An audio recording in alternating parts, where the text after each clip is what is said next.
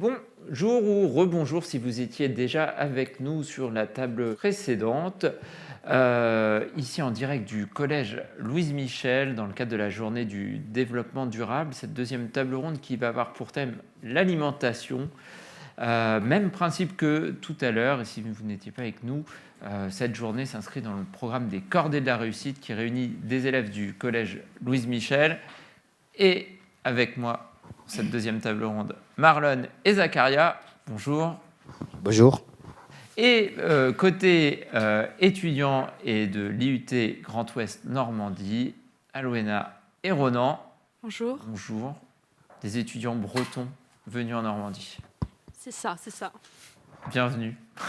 Merci beaucoup.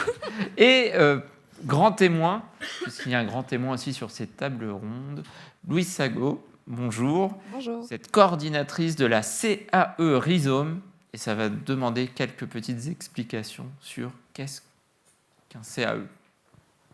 Qu'est-ce qu'une CAE ? C'est une coopérative d'activité et d'emploi agricole et alimentaire. On travaille sur toute la Normandie et on accompagne en fait des personnes qui veulent créer leur activité en agriculture et dans le secteur alimentaire plus largement. Et voilà, qui veulent tester, démarrer, expérimenter leur activité professionnelle pour se former et apprendre par eux-mêmes en faisant.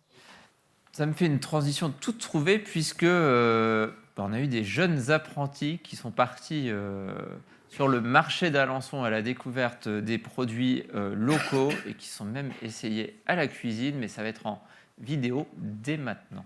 On se retrouve après.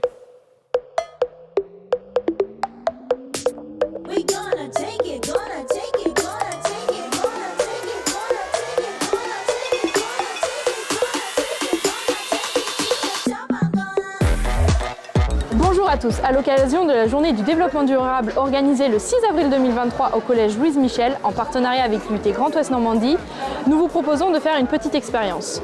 L'une des deux thématiques abordées lors de cette journée est l'alimentation. Serait-il possible de se faire à manger avec des produits de saison, cultivés près d'ici, à un tarif raisonnable ? Pour répondre à cette problématique, j'ai donné rendez-vous à Marlon et à Ethan au marché d'Alençon pour rencontrer un maraîcher. Suivez-nous.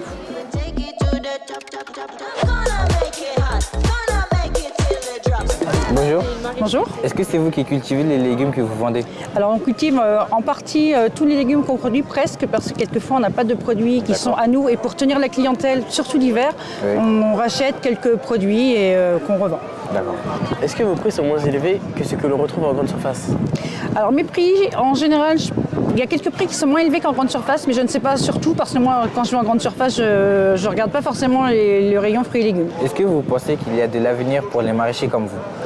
Alors moi, je pense qu'il y a beaucoup d'avenir dans notre métier, mais la seule chose, c'est qu'il faut trouver du monde pour le faire et il faut trouver des gens courageux, volontaires, mais il y a de l'avenir dans notre métier. Oui. D'accord. Votre exploitation est située dans la Sarthe ou près d'ici. Quel avantage cela représente-t-il pour vous, les clients et l'environnement ?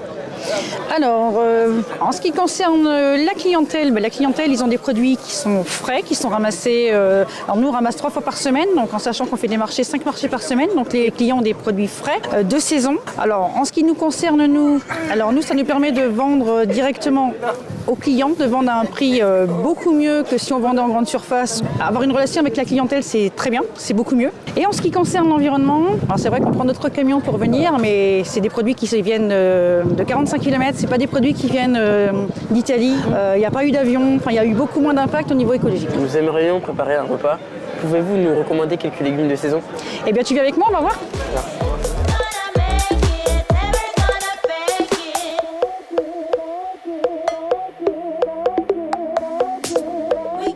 Nos courses sont maintenant faites. Nous allons demander à une association de nous aider à réaliser un repas avec ces légumes. Suivez-nous.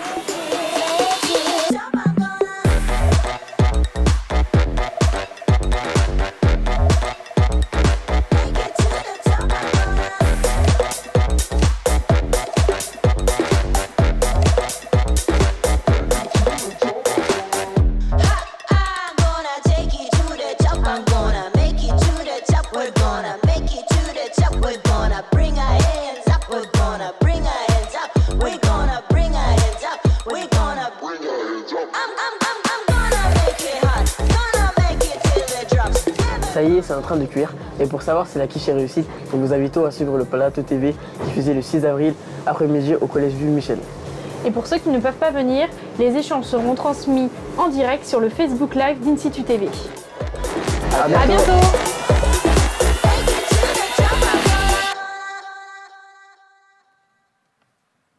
Et si vous souhaitez savoir si la quiche est réussie, ben, il va falloir encore patienter quelques minutes, mais elle sera bien parmi nous d'ici quelques instants. Question pour vous tous, simple. Quel est votre fruit préféré? Moi, c'est, je pense, l'ananas ou quelque chose de fruit un peu plus exotique. L'ananas, Je pense que c'est la fraise.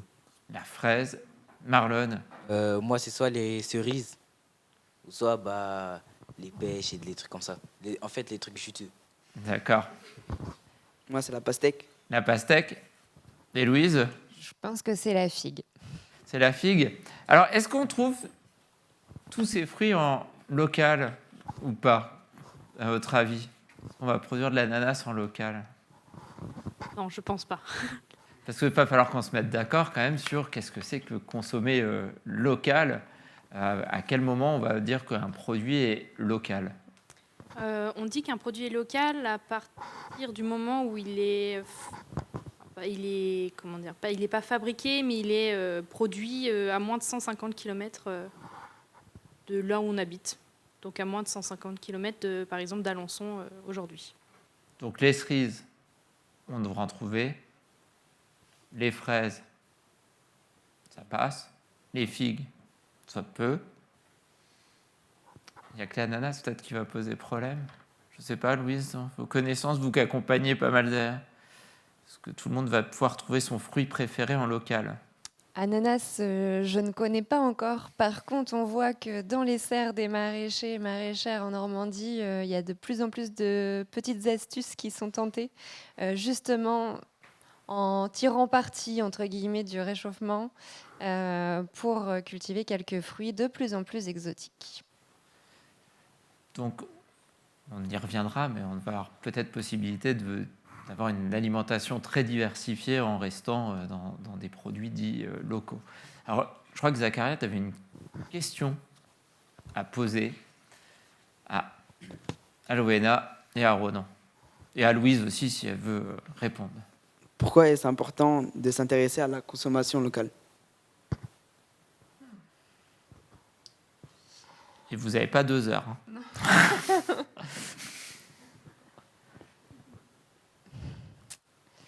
Je serais tentée de dire que c'est intéressant de s'y intéresser et pas que. En tout cas, c'est intéressant de commencer par là, mais que c'est pas le seul maillon de la chaîne alimentaire. Je m'en tiens à ça pour l'instant. Alors, il y en a qui étaient un peu plus préparés pour répondre à la question, donc je vais me tourner vers eux. Ronan? Alors il faudrait s'y intéresser à cette question. Il faudrait s'y intéresser et essayer de le mettre en œuvre parce qu'il y a moins de transport et le transport c'est un grand facteur émetteur de CO2 et donc ça pourrait limiter le réchauffement climatique. Manger local, c'est aussi faire marcher l'économie locale avec des agriculteurs qui viennent d'ici. Et c'est pas forcément facile si le territoire ne fournit pas les ressources nécessaires pour la population. Loueda, vous avez des choses à ajouter? On a évoqué un peu de santé aussi, peut-être, ce qui serait une agriculture plus locale, donc peut-être plus raisonnée. Est-ce que local, ça veut dire forcément bio ou pas? Alors, pas du tout. Parce qu'on peut toujours faire de l'agriculture conventionnelle, comme on dit. Donc local ne veut pas forcément dire bio. Et les effets, des fois, d'un produit qui va être local mais pas bio, sera peut-être les mêmes qu'un produit non local sur notre corps. Louise, vous aviez d'autres éléments qui vous sont venus sur le sujet ou... Je serais tentée de dire que Oui, il y a en effet, comme vous le soulignez, l'environnement, la santé, et peut-être aussi ce qu'il faut de social et de culturel. Quand on parle de l'alimentation, c'est se nourrir. Se nourrir, à la base, c'est un acte naturel, vital. Mais finalement, on pourrait se demander qu'est-ce qui va faire que je vais changer. Je sais pas, si c'est parmi les questions de changement, changement qu'on a tous à opérer. Qu'est-ce qui va faire que je vais changer mes attitudes, mes habitudes de consommation? Peut-être que on peut commencer par soi, là, en effet. S'intéresser à la consommation, ça peut être ça, dire moi, je vais bien, je suis en pleine santé parce que je consomme énormément de fruits et légumes. Mais aussi, comme on l'a vu dans la vidéo, c'est génial de faire les choses ensemble et de cuisiner ensemble. À partir de là, peut-être que ça donnera des idées. Alors, on a une autre problématique qui a été soulevée, on a préparé un petit peu l'émission, c'est que c'est abordé aussi dans la vidéo, la problématique du coût. Est-ce que ça coûte plus cher de consommer local ?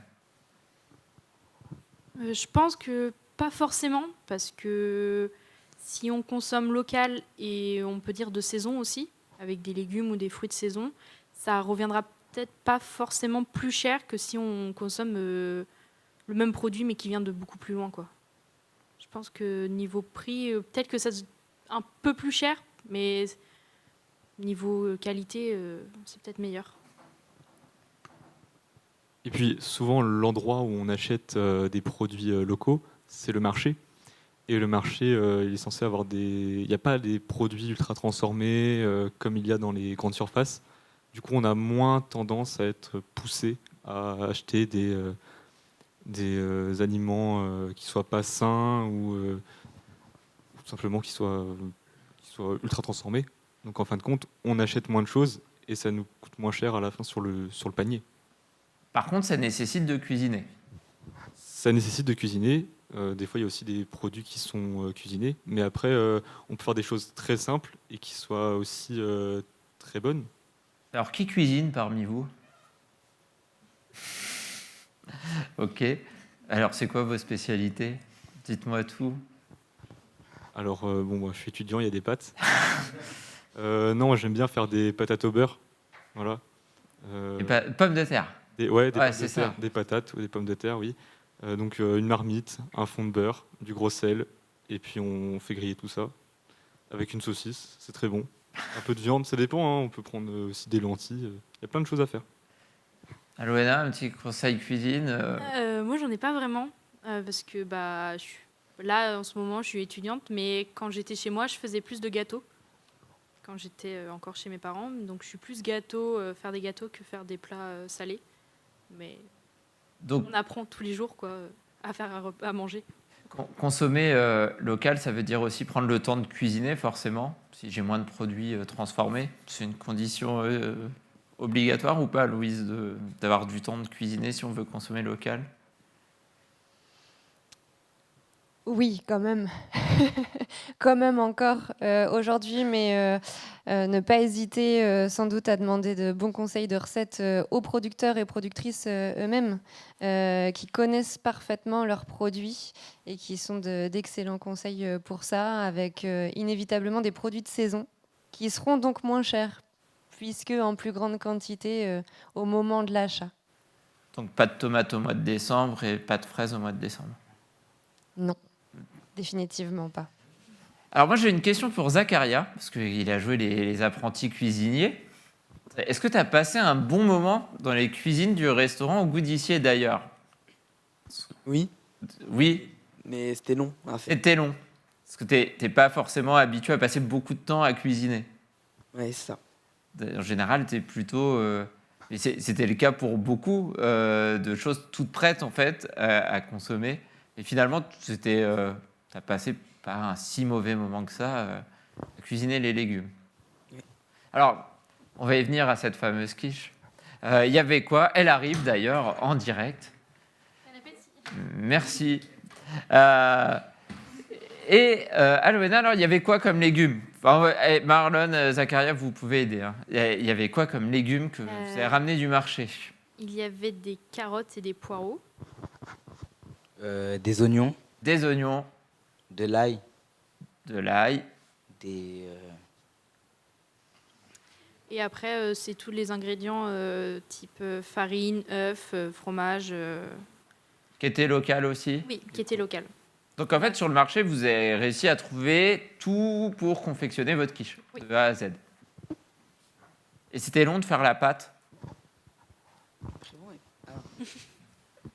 Ouais, un peu. Un peu. C'était ça le plus long. Non, c'était de cuisiner les carottes et... De couper les légumes en petits, là. Oui. Ah. Ok, donc c'est vrai que c'est quelque chose qu'on peut faire à partir de hyper local, parce qu'au final, vous étiez dans le marché à Alençon. Est-ce que c'est quelque chose que vous, toi Marlon ou toi Zacharia, peu importe, ça va être Marlon a priori, vous avez l'habitude de faire à la maison ou pas? De cuisiner comme ça? Non, Pas du tout. non. Est-ce que ça t'a donné envie de le refaire? De faire De refaire un peu de la cuisine? Bah, moi, j'ai rien fait. T'as rien fait, t'as regardé. Ah oui, c'est vrai, t'étais pas là, du coup. J'ai juste... bah, je suis juste parti au marché. Ouais. Et bah, pour faire la cuisine, bah, c'est Zacharia, il l'a fait avec Ethan, Mhm. qui est pas présent maintenant. Et toi, est-ce que ça t'a donné envie d'aller refaire des courses au marché, par exemple? Bah, ouais, c'était bien. Est-ce que tu as découvert des produits que tu t'es dit, tiens, il y a ça au marché, par exemple? Ouais, différents types de pommes. Ah, parce que tu manges toujours la même pomme, toi, d'habitude, non? Ouais, les pommes qu'on achète, bah, Ouais, au magasin, ouais, normal. Voilà, tu as découvert la diversité de pommes, en fait. Mais c'est bien, parce qu'en plus, elles ont vraiment pas toutes vraiment le même goût, elles servent pas du tout aux mêmes choses, finalement. Et même en cuisine, elles vont pas servir, comme des pommes de terre, finalement, ça va pas servir exactement à la même chose. Question, je crois, justement, Marlon, vu que tu as le micro, tu avais une question, parce qu'on parlait des supermarchés, et on a une question qui est revenue ce matin. ouais, pourquoi je trouve pas les produits locaux dans les supermarchés? Parce qu'on se faisait la réflexion que ce matin, des fameuses pâtes, en disant, il y en a qui sont produites en local, et du bah non, il n'y a pas chez le supermarché du coin. En effet, il n'y a pas dans tous les supermarchés de quoi s'approvisionner en produits locaux. Malgré tout, c'est de plus en plus le cas. On observe que, en effet, pour pouvoir consommer local, il faut de plus en plus s'y intéresser et être attentif à ça, aux têtes de gondole, aux produits locaux qui sont mis en évidence. Si c'est pas encore partout,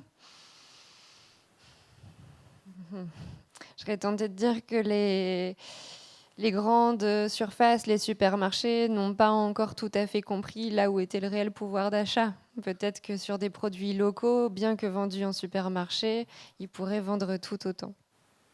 C'est un choix, en fait, des supermarchés.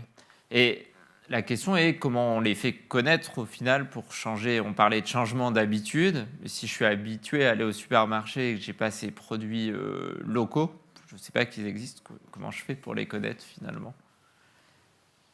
Je ne crois pas que ça puisse venir de soi directement. D'ailleurs, quand on nous demande de devoir changer nos habitudes pour le bien de la société entière, pour la planète complète, ça a de quoi relativement angoisser de dire je dois le faire, je dois changer mes pratiques. Peut-être qu'on peut commencer par ça, à se dire que les uns les autres, qui avons quelques pratiques peut-être un peu différentes, dire en quoi est-ce que ça a du bon pour soi. Et ainsi, ça pourra donner envie à d'autres. Eh bien, voilà, j'ai un plan, j'ai un bon plan pour acheter du poulet pas cher, c'est un paysan du coin, etc. Juste le dire, le communiquer, le raconter à la famille, aux copains.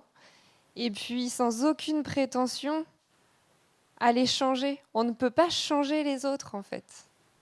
Mais d'abord, soit raconter ce qu'on fait, ce qu'on mange, où ça. Et c'est déjà ça. Oui, j'ai découvert que je pouvais acheter du miel à tel endroit. Voilà. Après, il se pose cette question, alors soit Louis, soit Alwena ou Ronan, enfin, est-ce que la production locale peut se faire à grande échelle finalement? Est-ce que c'est pas par vocation à être à petite échelle qu'on peut imaginer une production locale à très grande échelle pour beaucoup de consommateurs finalement? C'est-à-dire en quantité suffisante. En quantité suffisante pour nourrir ouais, à grande échelle finalement. Oui, on peut totalement. Par contre, il suffit parfois de resituer où est-ce qu'on produit et qu'est-ce qu'on produit. C'est-à-dire que si on a un territoire qui fait essentiellement du laitier, on peut peut-être changer la production pour aller plus vers des légumes et qui répondent à d'autres besoins alimentaires des individus et de la population. C'est-à-dire qu'à l'échelle d'un territoire, il va falloir qu'il y ait une forme de diversification des productions et pas être que sur du céréal ou que sur de la viande, par exemple, mais pouvoir diversifier. Et là, c'est peut-être vous, Louise, qui voyez ça en accompagnant des exploitants, je ne sais pas, des étudiants peut-être qui ont envie de lancer leur activité. Est-ce que vous voyez une augmentation justement de création d'activités et une diversification finalement aussi qui peut se faire sur le territoire? C'est une croissance exponentielle des porteurs de projets agricoles et alimentaires et dans une grande diversification en effet des activités. Là où en Normandie, on est essentiellement sur une terre de céréales et d'élevage bovin-lait dans le bocage, eh bien on voit de plus en plus de fermes, petites ou grandes, qu'importe, mais se diversifier même à l'échelle de la ferme finalement.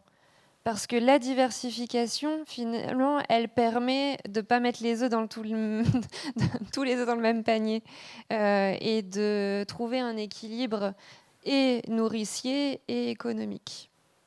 Est-ce qu'on a des productions originales? Des choses, par exemple, qu'on n'imagine pas trouver à 30 km d'Alençon? Des escargots. Ça va. Ah. Autre chose, peut-être? Est-ce que je pourrais trouver du café à 100 km d'Alençon, par exemple? Il paraît. Il paraît, il y a une légende qui dirait. Il paraît un peu plus que ça.